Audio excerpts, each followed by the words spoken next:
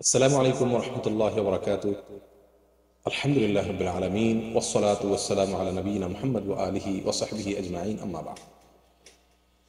সুপ্রিয় দর্শক শ্রোতা মণ্ডলী, আজ আপনাদের সঙ্গে একটি বিষয় শেয়ার করতে চাই। সেটি হলো সালাতের বা নামাজের সবচেয়ে বড় ভুল এবং সবচেয়ে কমন ভুল কোনটি। যে ভুলটি নামাজের সবচেয়ে বড় এবং মারাত্মক ভুলগুলোর মধ্যে থেকে একটি, এবং যে ভুলটি আজ আমাদের বেশিরভাগ মুসল্লিদের মাঝে দেখা যায়। প্রিয় বন্ধুগণ, নামাজ সম্পর্কে মুসল্লিরা সবচেয়ে বেশি যে আমলটি নিয়ে চিন্তিত সেটি হলো নামাজের খুশু নিয়ে। এটি প্রশংসার যোগ্য, সন্দেহ নেই। আমরা যে কোনো নামাজি ভাইয়ের কাছ থেকে তার নামাজের ব্যাপারে সবচেয়ে বেশি অভিযোগের জায়গাটি, নিজের ব্যাপারে নিজের অভিযোগের জায়গাটি থাকে এটাই যে আমার নামাজে মনোযোগ থাকে না, আমার নামাজে মন বসে না, নামাজে মন অন্যদিকে চলে যায়। এটাই যেন আমাদের সবচেয়ে বড় সমস্যা, এটাই যেন আমাদের সবচেয়ে কমন সমস্যা, এটাই যেন আমাদের সবার নামাজ নিয়ে সবচেয়ে বড় চিন্তার বিষয়। প্রিয় বন্ধু, আমি বিনয়ের সঙ্গে আরজ করতে চাই এটি নয়। নামাজের সবচেয়ে বড় সমস্যা যেটি, এবং যেটি আমাদের সকলের মাঝে কম বেশ বিরাজমান আজ, সেই সমস্যাটা নিয়ে আমাদের মাথা ব্যথা নিয়ে বললেই চলে। সেটি হলো নামাজের খুদু বা তমানিনা, ধীর ও স্থিরতা, যথাযথভাবে নামাজের প্রতিটি রুকুনকে আদায় করা, রুকু এবং সিজদা, কিয়াম এবং কিরাত, এগুলোকে সঠিকভাবে করতে করা। এটা হলো নামাজের সবচেয়ে গুরুত্বপূর্ণ বিষয়ের মধ্যে থেকে একটি। এই নামাজের ভিতরে ধীর স্থিরতা এবং তমানিনা, এর ভিতরে খুদু, সঠিকভাবে খুব আস্তে আস্তে প্রতিটি রুকুনকে আদায় করা, এটিকে উলামায়ে কেরামের অনেকে ফরজ বলেছেন, অনেকে ওয়াজিব বলেছেন।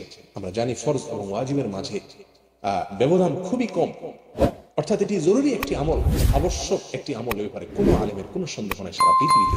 প্রিয় বন্ধুগণ, অথচ আমাদের সালাতে আজ রুকু, সিজদা, কিয়াম, কিরাত এত দ্রুত আমরা করি যে আমাদের রুকুর তাসবিহ যেতে যেতে আমরা পথে শুরু করে দেই, আমাদের সেজদার তাসবিহ পথে শুরু করে দেই, উঠতে উঠতে তখন গিয়ে আল্লাহু আকবার বলি। আমরা অনেক সময় সেজদায় কোন রকম মাথা রাখতে না রাখতে আবার উঠে যাই, রুকু থেকে উঠে সোজা হই না। অথচ নবী সাল্লাল্লাহু আলাইহি সাল্লামের এ বিষয়ে বহু ভবিষ্যৎবাণী রয়েছে। আমরা সহিহ বুখারীর একটি হাদিস জানি, এক ব্যক্তি মসজিদে নববীতে ঢুকে সালাত আদায় করলেন। নবী সাল্লাল্লাহু আলাইহি সাল্লাম তাকে বললেন, ইরজা ফাসাল্লি ফাইন্নাকা লাম তুসাল্লি, যাও তুমি আবার নামাজ পড়ো, কারণ তুমি নামাজ পড়োনি। লোকটি তিনবার এভাবে পুনরায় নামাজ পড়েছেন এবং নবী সাল্লাল্লাহু আলাইহি ওয়াসাল্লাম তাকে একই কথা বলেছেন।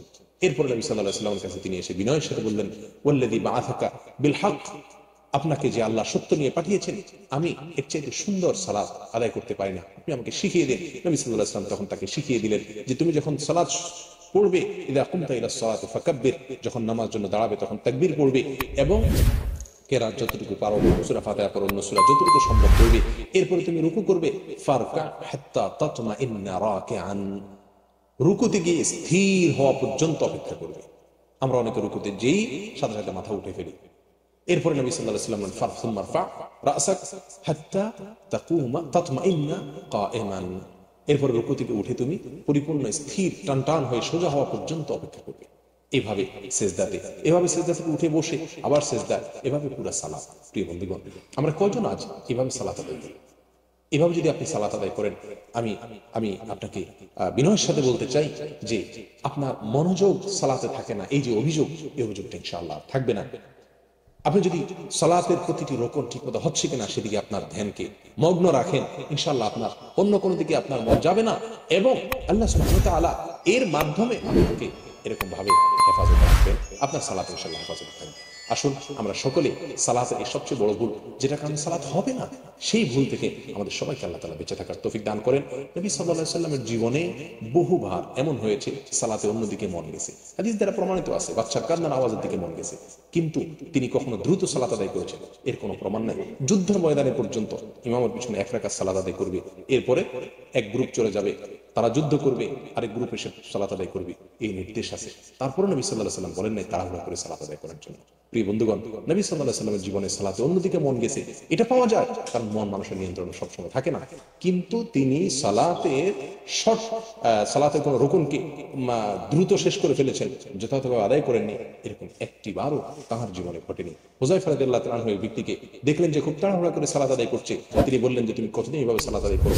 এক বর্ণনায় আসছে তিনি 40 দিন 40 বছরের কথা বলেছেন, তখন হুযায়ফা রাদিয়াল্লাহু তাআলা আনহু তাকে বলেছিলেন, লাউ মুত্তা আলা হাদা, যদি তুমি এই সালাত নিয়ে মারা যাও তাহলে তুমি মুহাম্মদ সাল্লাল্লাহু আলাইহি ওয়াসাল্লাম যে ফিতরত, যে দ্বীন নিয়ে আসছেন, সেই দ্বীনের উপর তোমার মৃত্যু হলো না। প্রিয় বন্ধুগণ, কত বড় সাবধান বাণী। নবী সাল্লাল্লাহু আলাইহি ওয়াসাল্লাম হাদিসে বলেছেন যে ইন্না আসওয়া'আন নাসি সারিকাতান, মানুষের ভিতরে সবচেয়ে নিকৃষ্ট চোর ওই ব্যক্তি আল্লাযী ইয়াসরিকু মিন সালাতিহি, যে ব্যক্তি সালাত চুরি করে, নামাজ চুরি করে। ক্বালু ইয়া রাসূলুল্লাহ ওয়া কাইফা ইয়াসরিকু মিন সালাতিহি, সাহাবীগণ জিজ্ঞেস করলেন, ইয়া রাসূলুল্লাহ নামাজ কিভাবে চুরি করে? নবী সাল্লাল্লাহু আলাইহি ওয়াসাল্লাম তখন তাকে বললেন, লোকদেরকে বললেন, লা ইয়াতিমু রুকুআহা ওয়া সুজুদাহা, রুকু এবং সিজদা ঠিকমতো করে না। অন্য হাদিসে আসছে নবী সাল্লাল্লাহু আলাইহি ওয়াসাল্লাম বলেন, লা সালাতা লিমান লা ইউতিম্মু রুকুআহা ওয়া সুজুদাহা, যে ব্যক্তি সালাতের রুকুআহু ওয়া সুজুদাহু, যে ব্যক্তি সালাতের রুকু এবং সিজদা পরিপূর্ণভাবে আদায় করে না। অন্য এক বর্ণনা আসছে, যে ব্যক্তি পিঠ সোজা করে না রুকুতে, রুকু থেকে দাঁড়িয়ে এবং সিজদা থেকে উঠে সোজা না হয়, টান টান হয়ে, ওই ব্যক্তির কোন সালাতই হয় না। প্রিয় বন্ধুগণ, সালাতে মনোযোগ এটি ফরজ নয়, মনোযোগ রক্ষা করা ওয়াজিব নয়, কিন্তু সালাতে ধীরস্থিরতা অবলম্বন করা ফরজ, ওয়াজিব, এটা কর্তব্য, অবশ্য পালনীয়, এটা না হলে সালাত হবে না। কিন্তু মনোযোগ যদি কোনো কারণে ছুটে যায় তাতে আপনার সালাত হয়ে যাবে। প্রিয় বন্ধুগণ, আসুন সালাতের সবচেয়ে গুরুত্বপূর্ণ বিষয়টি আজ সবচেয়ে বেশি অবহেলিত, সবচেয়ে বেশি এই ত্রুটি আমরা শিকার।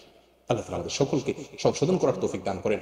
আমরা পরীক্ষা করে দেখেছি যে সালাতের রকমগুলোকে আপনি যদি ধীর স্থির গতিতে আপনি পালন করার চেষ্টা করেন, ওই দিকে আপনার ধ্যানটাকে আপনি মগ্ন রাখেন, ইনশাআল্লাহ ইনশাআল্লাহ আপনার অন্তর সালাতের দিকেই থাকবে, বাহিরে খুব বেশি যাবে না। আল্লাহ তাআলা আমাদের সকলকে আমাদের সালাতগুলোকে সংশোধন করার তৌফিক দান করেন। কিয়ামতের ময়দানে হিসাবে সালাতের ফাইন সালুহাত, যে ব্যক্তি সালাতের হিসাব ঠিকঠাক বের হবে, ফাকাদ আফলাহা ওয়া আনজাহ, সে সফল কাম হয়ে যাবে। আর সালাতের হিসাবে যে ব্যক্তি ধরা খেয়ে যাবে, ওয়া ইন ফাসাদাত ফাকাদ খাবা ওয়া খাসির, যদি সালাতের হিসাব তার গড়বড় হয়, সমস্যা ধরা পড়ে, তাহলে সে লুজার হয়ে গেল, ধরা পড়ে গেল, আটকা পড়ে যাবে। আসুন নিজের সালাতকে সংশোধন করি। সবচেয়ে বড় ভুল, কমন ভুল, যেটি সবার মাঝে আজকাল হচ্ছে, সেটিকে আমরা নিজেদের মাধ্যমে যেন না হয়, আমার নিজের ভিতরে যেন না হয়, সে বিষয়ে সচেষ্ট থাকি, চেষ্টা করি। আল্লাহ তাআলা আমাদেরকে তৌফিক দান করুক। ওয়া আখিরু দাওয়ানা আলহামদুলিল্লাহি রাব্বিল আলামিন। আসসালামু আলাইকুম ওয়া রাহমাতুল্লাহি ওয়া বারাকাতুহু।